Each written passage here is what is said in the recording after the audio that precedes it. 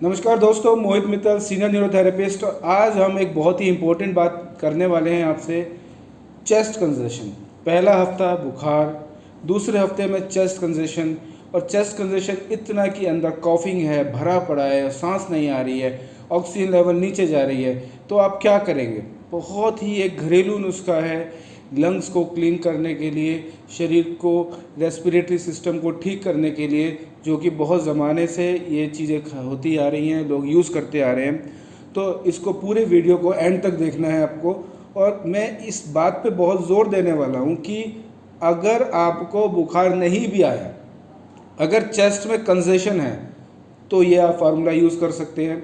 अगर आपको बुखार आ गया है, आपका पॉजिटिव हो गया है और पहला हफ्ता कुछ नहीं होता है, दूसरे हफ्ते में चेस्ट कंजेशन स्टार्ट हो रही है, किसी को चेस्ट कंजेशन ज़्यादा नहीं होती है लेकिन थोड़ी आती है और उसके अंदर खांसी आती है, बलगम होता है, तो क्या करें?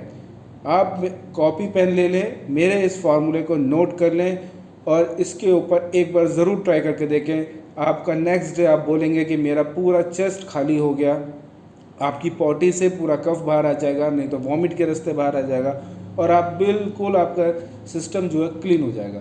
तो याद रहे क्या करना है, प्लीज़ नोट कर लें। 1 चम्मच घी लेना है, उसके अंदर 2 चुटकी अजवाइन लेनी है।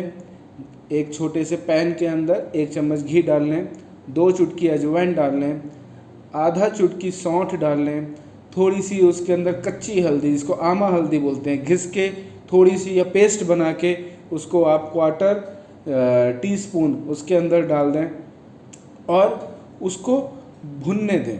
जैसे ही वो भुन जाए, भुनने के बाद फिर उसमें आपने क्या करना है, 1.5 कप पानी डाल देना है। 1.5 कप पानी उसके अंदर डाल दें और उसके बाद सबसे इम्पोर्टेंट चीज़ जो कि लंग्स के लिए रामबाण है, गुड़। गुड़ को पील करके ऑलमोस्ट 50 से 80 ग्राम का गुड़ का पीस ले लेंगे, उसको पील करेंगे और पील करके उस उबलते हुए पानी में आप डाल देंगे। और वो जो आपने 1.5 कप पानी उसके अंदर डाला है, वो 1.5 कप पानी जो है 1 कप रह जाएगा।